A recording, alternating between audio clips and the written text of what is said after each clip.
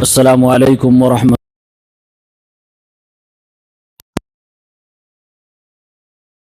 والحمد للہ والصلاة والسلام علی رسول اللہ۔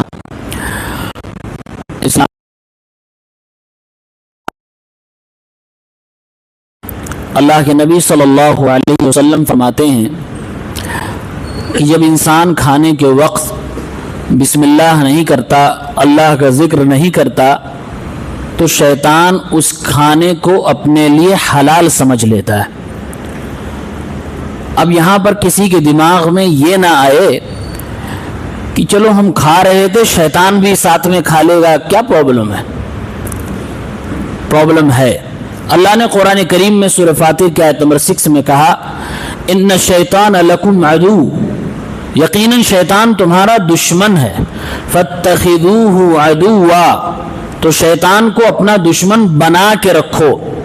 شیطان میک ہم یور انیمی اینڈ ریمین، اپنا دشمن سمجھ کے رکھو، دشمنی شیطان سے نبھاؤ، اسے کبھی بھی اپنے کھانے میں شریک نہ کرو۔ اسی مناسبت سے آج آپ کے سامنے کھانے پینے کے متعلق چند دعائیں ذکر کرتا ہوں۔ کھانا کھانے سے پہلے بسم اللہ کرنا چاہیے، اور اگر بسم اللہ بھول جائیں تو بیچ میں جب بھی یاد ہو، چاہے آخری لقمے پہ یاد آئے، بسم اللہ فی اولہ و آخرہ پڑھنا چاہیے۔ حضرت عائشہ رضی اللہ تعالی عنہ فرماتی ہیں کہ اللہ کے نبی صلی اللہ علیہ وسلم 6 صحابہ کے ساتھ بیٹھ کر کھانا کھا رہے تھے۔ اتنے میں ایک اعرابی آیا، دیہاتی آیا، اور اس نے پورا کھانا صرف 2 لقمے میں کھا لیا۔ اس نے اللہ کا نام نہیں لیا، بسم اللہ نہیں کہا۔ ہمارے نبی صلی اللہ علیہ وسلم نے فرمایا اما انہ لو کان قال بسم اللہ لکفاکم، اگر اس نے بسم اللہ کہہ لیا ہوتا تو تم سب کے لیے کافی ہوتا۔ یعنی کہ کھانا سب لوگ کھا لیتے، پھر یہ کھانا اتنا جلدی ختم نہ ہوتا۔ اس حدیث سے ایک بات یہ بھی معلوم ہوئی کہ اگر ایک ساتھ کئی لوگ کھانا کھا رہے ہوں تو کوئی ایک آدمی بسم اللہ کر لے تو نہیں چلے گا، سب کو بسم اللہ کرنا ہوگا۔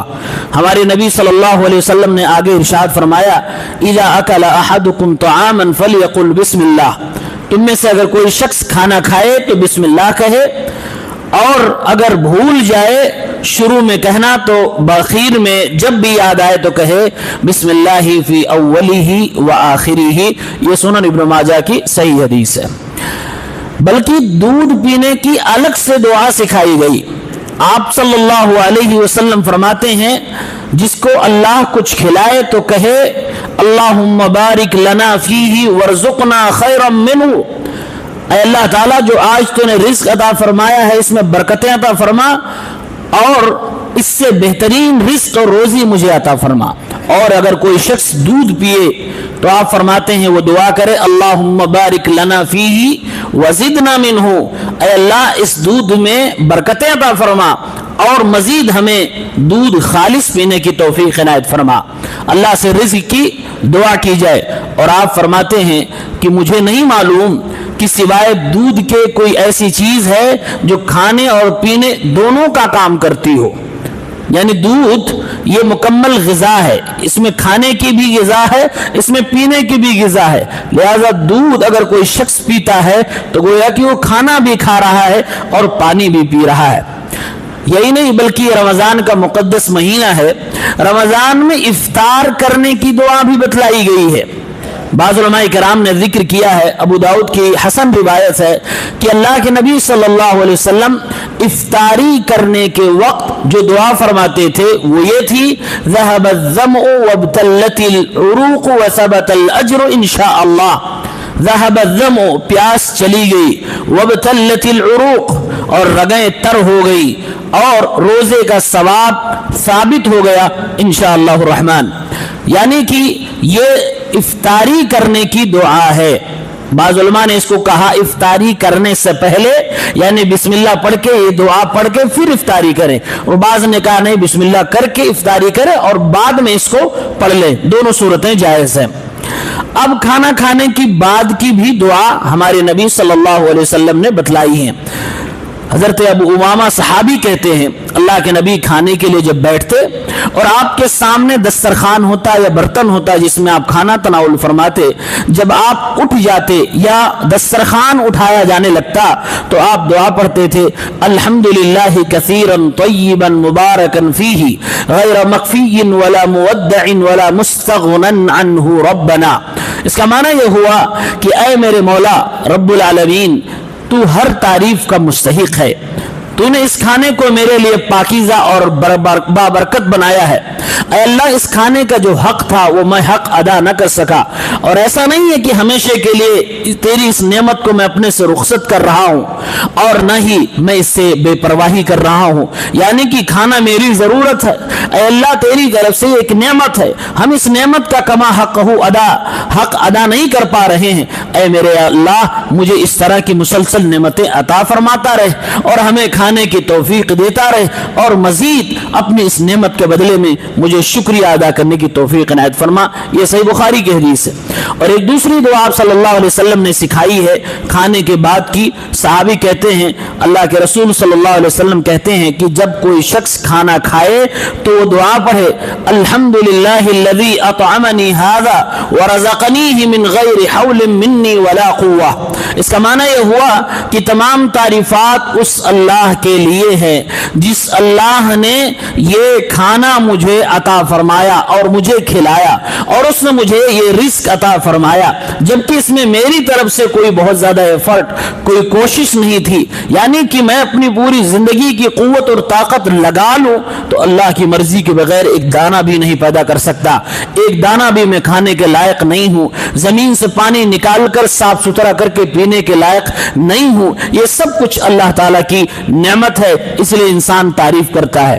اللہ کے نبی صلی اللہ علیہ وسلم کھانے کے بعد اس دعا کی فضیلت میں فرماتے ہیں غفر له ما تقدم من ذنبه، جس نے کھانے کے بعد یہ دعا پڑھی اس کے گزشتہ تمام صغیرہ گناہ معاف ہو جاتے ہیں۔ یہ حدیث سنن ابن ماجہ میں حسن سند کے ساتھ موجود ہے۔ اسی طریقے سے اگر ہماری اور آپ کی کوئی دعوت لے، ہم مہمان بن کے اس کے گھر چلے جائیں تو اس میزبان کو ہمیں دعا دینی چاہیے، جس نے دعوت لی ہے اس کو دعا دینی چاہیے۔ عبداللہ بن بسر فرماتے ہیں اللہ کے نبی ہمارے گھر آئے، میرے والد صاحب نے ان کی دعوت لی، آپ صلی اللہ علیہ وسلم نے ہمارے ہاں جو کچھ تھا تناول فرمایا، اور جب جانے لگے تو میرے والد نے اللہ کے نبی سے کہا ادعو اللہ لنا، اللہ سے ہمارے لیے دعا فرما دیجئے۔ آپ دیکھیں صحابہ اللہ کے نبی سے کہتے اللہ سے ہمارے لیے دعا فرما دیجئے۔ اللہ کے نبی صلی اللہ علیہ وسلم نے دعا فرمائی اللہم بارک لہم فیما رزقتہم واغفر لہم وارحمہم۔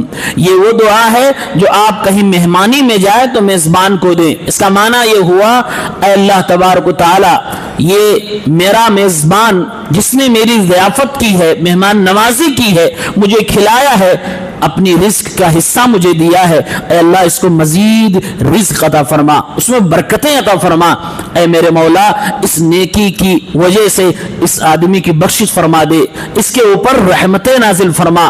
یہ اس دعا کا مطلب ہے۔ بلکہ یہ رمضان کا مہینہ ہے، ابھی چند دنوں کے بعد افطاری کرانے کا سلسلہ شاید شروع ہو جائے۔ اگر کوئی شخص افطاری کی دعوت دے اور اس شخص کا مقصد افطاری کرانا ہی ہے، اس کے علاوہ اور کوئی دنیاوی اس کا فائدہ نہیں ہے، تو ہمیں اور آپ کو اس کی افطاری کی دعوت قبول کرنی چاہیے اور اسے دعا بھی دینی چاہیے۔ صحابی حضرت انس رضی اللہ تعالی عنہ فرماتے ہیں کہ اللہ کے نبی صلی اللہ علیہ وسلم حضرت سعد بن عبادہ رضی اللہ تعالی عنہ کے پاس آئے روزے کی حالت میں، آپ نے ان کے پاس روٹی اور زیتون کھایا، اور اس کے بعد اللہ کے نبی صلی اللہ علیہ وسلم جب جانے لگے تو آپ نے اپنے میزبان افطار کرانے والے سعد بن عبادہ کو دعا دیتے ہوئے فرمایا افطر عندکم الصائمون واکل طعامکم الابرار وصلت علیکم الملائکہ وفی روایہ وتنزلت علیکم الملائکہ، کہ اے میرے پیارے صحابی تمہارے یہاں روزے دار کھاتے رہیں، نیک لوگ تمہارے دسترخوان پر بیٹھتے رہیں، اور اللہ کے فرشتے تمہارے لیے دعائیں کرتے رہیں۔ دوسری روایت کے مطابق اللہ کے فرشتے تمہارے اوپر اللہ کی رحمتیں لے کر نازل ہوتے رہیں۔ یہ ہم اور آپ افطاری کرانے والے شخص کو دعائیں دے سکتے ہیں۔ یہ چند دعاؤں کا مجموعہ تھا جو کھانے کے متعلق، پینے کے متعلق تھا، کھانے سے پہلے اور کھانے کے بعد کی دعائیں، جس میں روزے کی متعلق بھی کچھ دعائیں تھیں۔ اللہ عز و جل ہم سب کو یاد کرنے کی اور اس پر عمل کرنے کی توفیق عنایت فرما، آمین یا رب العالمین۔ السلام علیکم۔